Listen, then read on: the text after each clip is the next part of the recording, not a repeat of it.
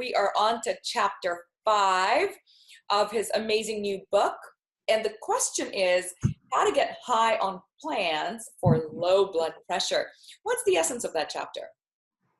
Yeah, very succinctly, if you look around the world, the number one cause of death, a study called the Global Burden of Disease Study, is actually related to high blood pressure. Worldwide, more people die related to high blood pressure, heart disease, stroke, kidney failure, aneurysm, rupture, than any other named disease. It's pretty amazing statistic, more than smoking.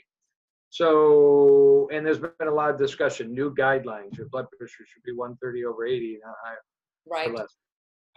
So you got to know your blood pressure. You can't guess it. And then what do you do if it's creeping up, or how do you maintain it normal?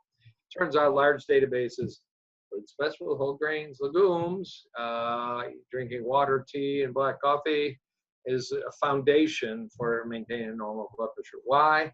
These are foods much richer in magnesium. These are foods much richer in potassium.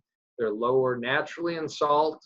You don't have to even worry about it because they just naturally don't have much salt.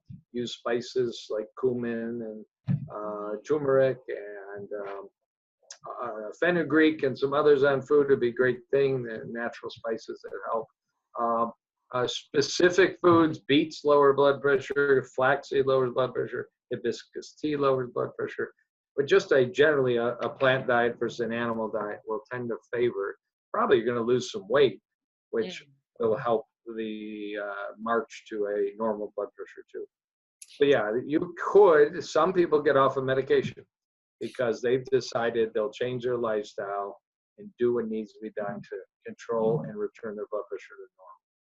Are there any specific plants that are your favorite for reducing blood pressure? Top 3? If you can enjoy beets, beets are probably my top of the list, particularly you go to the grocery store and you see the beets with all the greens. Beetroot, whether you saute, whether you juice that whole thing.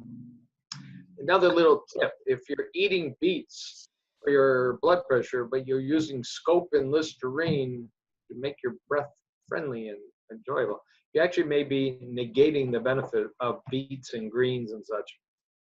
You need some little bacteria on your tongue to utilize to its fullest some of these green leafy foods, beet foods, and you actually kill those little poor bacteria. It's cruel with Listerine scope. So stop doing that. Get some kind of natural, non-alcohol, non-antibacterial mouthwash if you want, or just brush your teeth a lot with a good upgraded toothpaste, like, I don't know, like thinking of Tom's. That's just one that comes to my name. It got acquired and they messed up with the ingredients, and I no longer. They did, and they changed the packaging isn't stainless steel anymore. It's added a bunch of stuff in it too.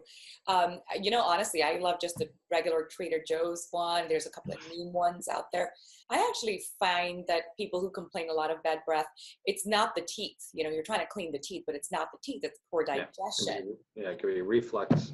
Yeah, it's so you're trying to again mask the problem by killing, like you said, the good bacteria that's in your mouth. It's completely counterproductive.